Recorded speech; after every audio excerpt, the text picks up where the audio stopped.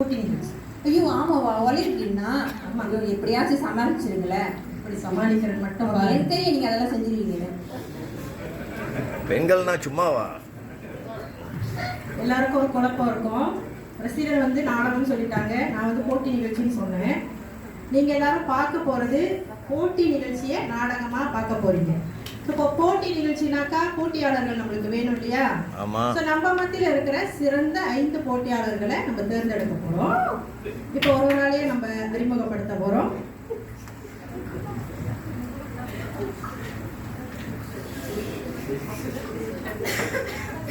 நம்ம மத்தியில முதலில் போட்டியாளரா களம் இறங்குறாங்க கலக்கல் கலைவாணி.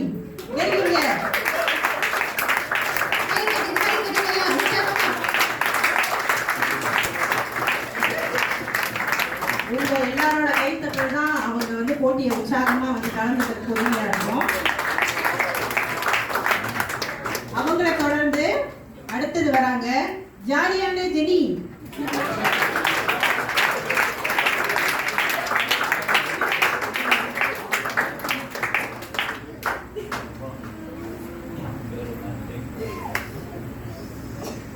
இவங்களை தொடர்ந்து அடுத்து வராங்க அருமை அண்ணாள்.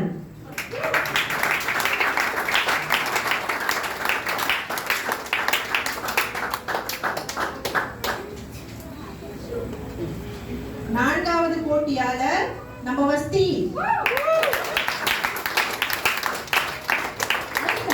எல்லாருக்கும் பேர் இருக்கு, எனக்கு மட்டும் வஸ்தி போட்டுட்டீங்க. அவசரத்துக்கு சரி பரவாயில்ல, அதான் நம்ம வஸ்தி. இறுதியாக வெற்றி உறுதியிலே களம் இறங்குறாங்க பெருந்தன்மையான ரூபி.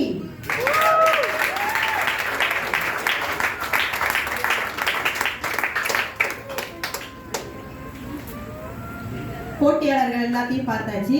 இப்ப என்ன போட்டின்னு தெரியணும் இல்லையா? சோ இந்த போட்டி குணசாலியான ஸ்திரீ யாருன்னு நம்ம கண்டுபிடிக்க போறோம். அவங்க மத்தியில 5 கேள்விகள் நம்ம கேட்போம். அந்த 5 கேள்விகளுக்கு சிறப்பா பதில் சொல்றவங்க வெற்றியாளரா இருப்பாங்க. இப்ப நம்ம முதல் கேள்விக்கு போலாம். நமது ஆவிக்குரிய ஜெப வாழ்க்கையில நம்மளுடைய ஜெப ஜீவியம் எப்படி இருக்குது? பெண்களாகி நம்ம ஜெப ஜீவியத்தை எப்படி வைத்துக் கொள்வோம்? முதலாவது நம்மளோட சிஸ்டர் கலக்கல் சொல்லுவாங்க.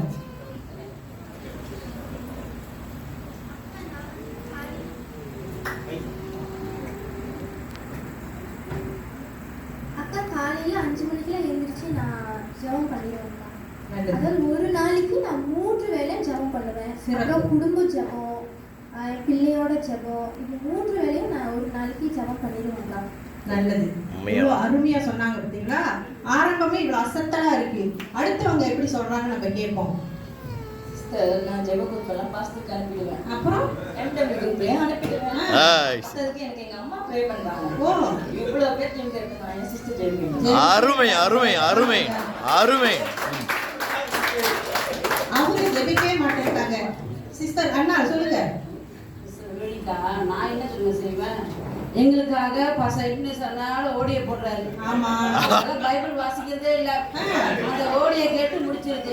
அது அப்புறம் எங்களுக்கு ஜெப குரூப் இருந்தாங்க, ஜெபம் இருக்குல்ல, அதுல எங்களுக்கு ஜெபிக்கிறாங்க. அப்புறம் ஜூம் பிரேயர் இருக்கு, நான் என்ன ஜெபிக்கணும்? பாஸ்டர் ஜெப குறிப்பு அனுப்புறதே நம்ம ஜெபிக்கிறதுக்காக தான். அதையே அவங்க ஜெபிக்காம காப்பாத்திக்கிட்டு இருக்காங்க. சரி சிஸ்டர் வாஸ்தி என்ன சொல்றாங்கன்னு கேட்போம். அக்கா, நான் ரொம்ப ஒரு பிஸியான ஒரு ஆளு. அது சபைக்கே தெரியுமே. ஆமா, உங்களுக்கு தான் தெரியுமா, ரிப்ளை கூட இவ்வளவு லேட்டா பண்ணுவேன். சோ டைம் மட்டும் கிடைச்சிருச்சுன்னு வச்சுக்கோங்க, கண்டிப்பா ஜெபம் தான். 24 மணி நேரம் டைம் இல்ல, 10ல 24 மணி நேரம். அதனால கடன் வாங்குறதா இருக்கு. அதனால டைம் கிடைச்சா கண்டிப்பா ஜெபம் தான்க்கா. சரி சரி, டைம் கிடைக்கும் ஜெபிச்சிருங்க. சிஸ்டர் ரூபி என்ன சொல்றாங்க கேட்போம். எனக்கு எங்கெங்க நேரம் இருக்கு? ஐயோ, எனக்கு வீட்டு வேலை செய்யணும், என் பிள்ளைகளை பார்க்கணும், பாத்திரம் கழுவணும், வீடை கூட்டணும், இதெல்லாம் யாருங்க செஞ்சு கொடுக்க போறாங்க? இப்ப கூட பாருங்க, நான் ஜபத்தோட தான் உட்கார்ந்துருக்கேன். ஆமாவா? சொன்ன பதில்கள் எல்லாத்தையும் நீங்க கேட்டீங்க. வேதாகம் அடிப்படையில நம்ம பார்த்தோம்னா, அதிகாலையில் என்னை தேடுகிறவன் என்னை கண்டறிவான், முதலாவது தேவனுடைய ராஜ்யத்தையும் நீதியும் தேடும்போது பின்பு இவைகள் எல்லாம் உங்களுக்கு கூட கொடுக்கப்படும் என்று தேவன் சொல்லியிருக்கிறார். ஆண்டவரை முதலாவது நம்ம தேடும்போது தான் ஆண்டவர் நம்மளோட காரியங்களை சந்திப்பாருங்க. அதற்கேற்ப பதில சொன்ன சிஸ்டர் கலைவாணி இந்த சுற்றை வின் பண்றாங்க. உங்களை கேள்விப்பட்டோம். இப்ப இரண்டாவது கேள்வி. இந்த கேள்விக்கு பதில் வந்து நிறைய பேருக்கு தெரியும், ஆனா மனசுக்குள்ளே வச்சுக்கோங்க, வெளியே சொன்னா பிரச்சனையாயிரும் குடும்பத்துல. காலையில வேலைக்கு போற கணவர் மனைவி கிட்ட சும்மா இருக்க முடியாம சொல்லிட்டு போயிடுறாரு, சாயந்தரம் ரெடி ஆயிரு வெளியே போய் சாப்பிடலாம். 5 மணிக்கு வர வேண்டிய கணவர் 6 மணி ஆச்சு, 7 மணி ஆச்சு, 8 மணிக்கு 6 வீட்டுக்குள்ள வர. அப்ப உங்க வெளிப்பாடு எப்படி இருக்கும் சொல்லுங்க சிஸ்டர்? அவசரப்பட்டீங்க, அவங்க சொல்லுங்க. நான் சொல்றேன், பாத்திரம் பரப்பா சிஸ்டர். கத்துல அந்த மனுஷன் லேட்டா வருவாரு, வரவே மாட்டேன், வீட்டுக்கே வர மாட்டேன் சிஸ்டர். நீங்க சொல்லுங்க சிஸ்டர். வீட்டுக்கார படம் எடுக்கிறாரு. சீக்கிரமா வந்து கூட்டிட்டு போறேன்னு சொல்லிட்டு லேட்டா வரலாமா? அதனால எனக்கு செம்மையா கோவமா இருக்கா. அதனால நீங்க சாப்பிட போக மாட்டீங்க. அப்படியே இருக்கா கண்டிப்பா போயிடுவீங்க. என்ன கோவமா தான் எல்லாரும் சாப்பிடணும். ஆமா சிஸ்டர் கலைவாணி என்ன சொல்றாங்க? சாரி சிஸ்டர் அண்ணா என்ன சொல்றாங்க? நான் வந்து சூழ்நிலை நடந்துட்டு சார், அவரு நமக்காக சாப்பிடாம வருவாரு, அதனால அவங்க சூழ்நிலை எப்படி இருந்தால நான் சமாதானமா போயிடுவாங்க. அவரோட சூழ்நிலைக்கு ஏற்ற மாதிரி நீங்க இருந்துப்பீங்க. ஆமா சார். நல்லது. உங்களை மாதிரி நல்லவரை நான் இல்லை. இல்லக்கா எனக்கு புரியல. 5 மணின்றாங்க, சரி 6 மணிக்கு வரட்டுமே. அது நேற்று அவங்களுக்குலாம் ஒண்ணு நடக்கணும்னா ஒன் டைம் வந்துடுறாங்க. வெளியே போறவங்க பல வேலைகள் இருக்கும். அதை எப்படி மறக்க முடியும்ன்ற? மறக்க கூடாது. அவங்க வேலையை கரெக்டா செய்யும்போது நம்மளோட வேலையை அவங்க தெரிஞ்சுக்கணும். வாஸ்தவமான பேச்சு. நானா வெளியில தான் பாத்துக்கோங்க, மறு பேச்சு அந்த வீட்டுக்கு வெளியே தான் நிக்கணும். வீட்டு வெளியே தான். வீட்டுக்காரர் எத்தனை நாள் வெளியே தூங்குறாரோ. ஜெகன் சரி சரி, நான் அப்படிலாம் பண்ண மாட்டேன். ஜெகன் 10 ரூபாய் செய்யவே ஆனா அவங்க வீட்டு ஃபங்க்ஷன் ஒண்ணு வரும் பாருங்க,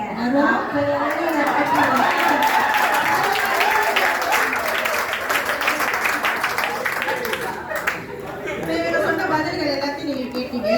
வேதாகம் அடிப்படையில நம்ம பார்த்தோம்னா நீதிமொழிகள் 12வது அதிகாரம் 4வது வசனம், குணசாலியான ஸ்திரீ தன் புருஷனுக்கு கிரீடமா இருக்கிறார், லட்சை உண்டு பண்ணுகிறவளோ அவனுக்கு எண்புரிக்கையா இருக்கிறார்.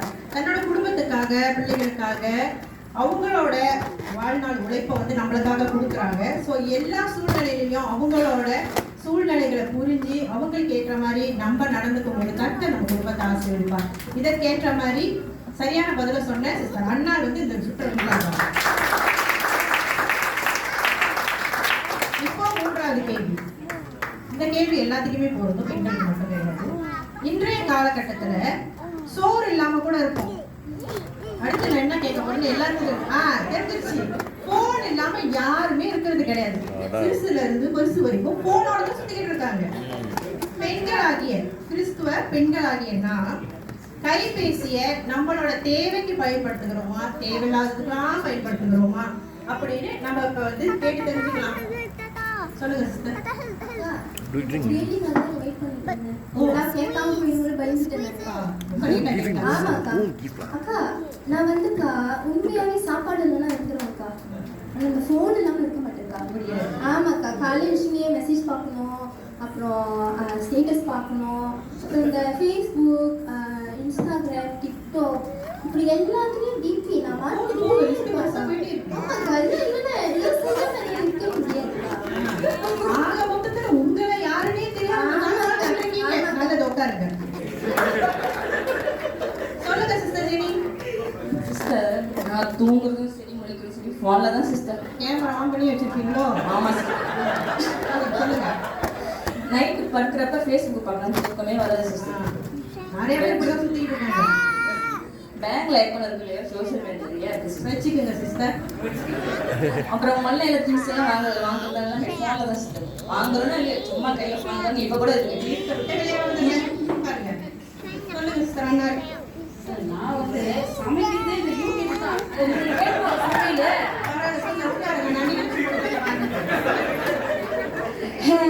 அவங்களாவது யூடியூப் பார்த்து சமைக்கிறாங்க. நான் தான் ஃபுட் பண்ணா, அப்புறம் கிராஃப் ஃபுட்லாம் இருக்கேன். அப்போ அதெல்லாம் பார்த்து நான் சாப்பாடு ஆர்டர் பண்ணிக்குவேன். அந்த மாதிரி ஆளுங்களுக்கு தான் சிஸ்டர் அனுப்பி ஆப்பு வைக்கிறாங்க. பாருங்க, எனக்கு பாத்திரம் கழுவுற வேலை இல்ல, கிச்சன் சுத்தம் பண்ற வேலை இல்ல, அட சமைக்க கூட தேவையில்லை. எனக்கு பிடிச்ச மாதிரி நான் வாங்கி சாப்பிட்டுக்குவேன். கிளீனா வச்சுப்பீங்க. அதேதான். சொல்லுங்க சிஸ்டர் வஸ்தி. நான் வந்து மொபைல் வந்து ரொம்ப யூஸ் பண்ண மாட்டேன்க்கா. இருக்காது, ஆனா உண்மைகள் பசங்க தான் செய்யப்பாரு. நான் வந்து எப்ப தேவையோ அப்பதான் என்னோட மொபைல் எடுப்பேங்க. அப்ப கூட பாருங்க எல்லாம் இல்லாம தான் இருக்கேன். இந்த சர்வன் டைம் போன் நோண்டிட்டு இருக்கிறது, போட்டோ எடுக்கிறது, வீடியோ எடுக்கிறது, இதெல்லாம் எனக்கு பிடிக்கும். என்ன சொல்றமா இருக்கு வச்சுட்டாங்களா ஆப் எனக்கு அருமை அருமை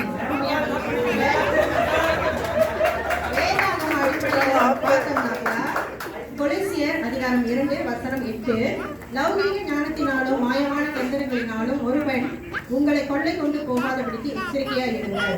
உலக காரியங்களுக்கு முக்கியத்துவம் கொடுக்காம கர்த்தருடைய காரியத்துக்கு முக்கியத்துவம் கொடுக்கும் போது கர்த்தருடைய வாழ்க்கையை சந்திப்பார். இந்த கேள்விக்கு ஏற்ற மாதிரி தேவைப்படும் போது மட்டும் தொலைபேசி யூஸ் பண்ற நம்ம சுப்ரவின் பண்றாங்க.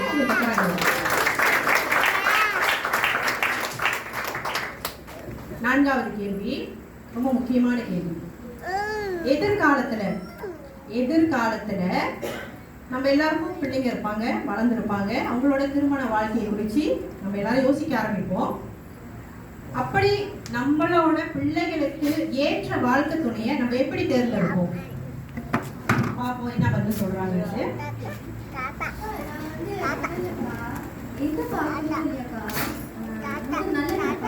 நல்ல நாள்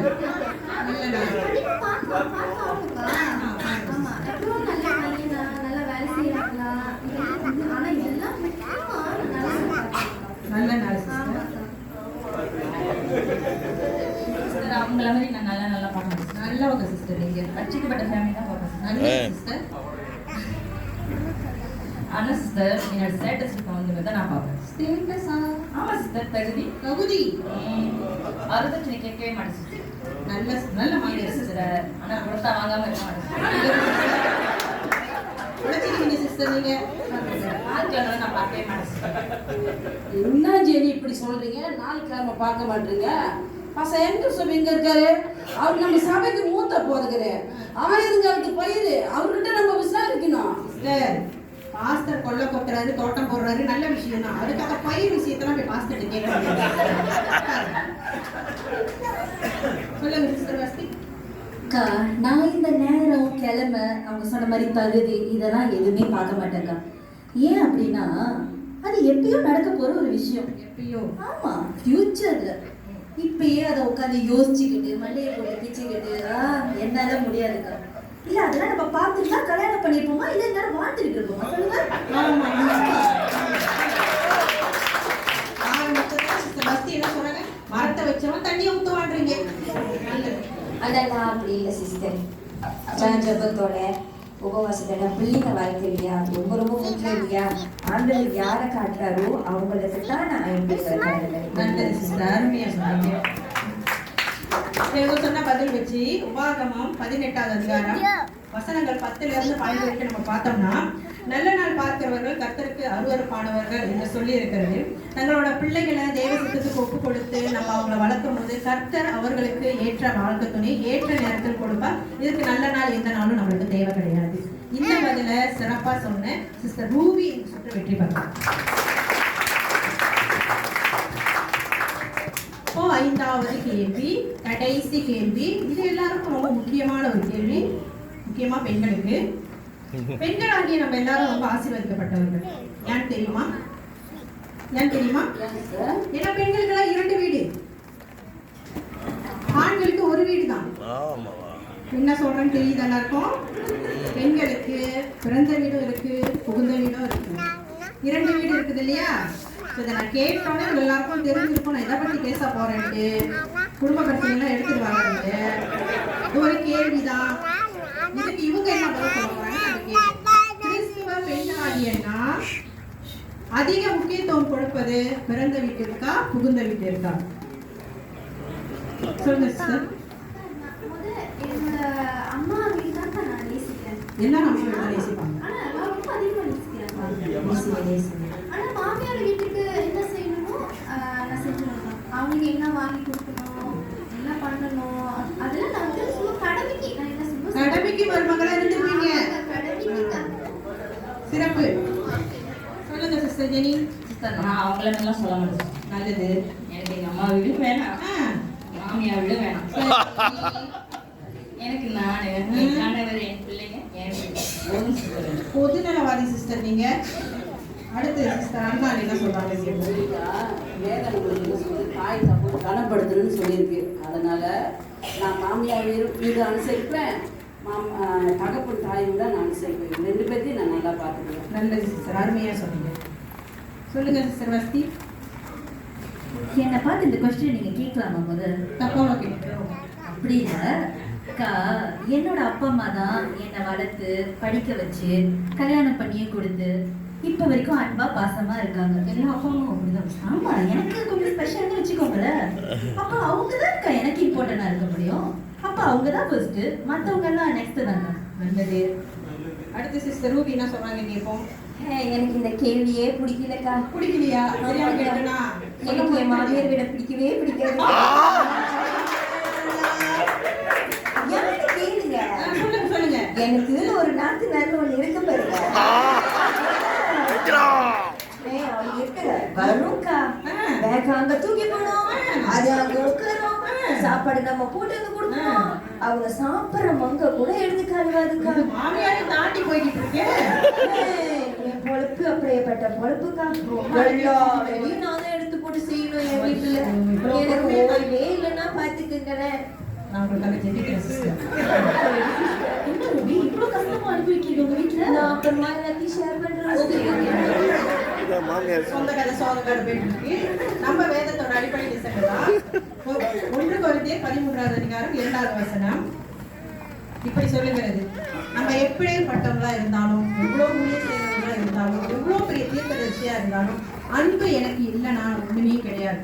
அந்த அன்பு நம்ம கிட்ட இருக்கும்போது, அது தாய் வீடா இருந்தாலும் மாமியார் வீடா இருந்தாலும், எல்லார்கிட்டையும் நம்ம அன்பை காட்டி நம்மளோட வாழ்க்கையை நம்ம சந்தோஷமா வழிநடமா கர்த்தர் அதை ஆசீர்வதிக்கிறது.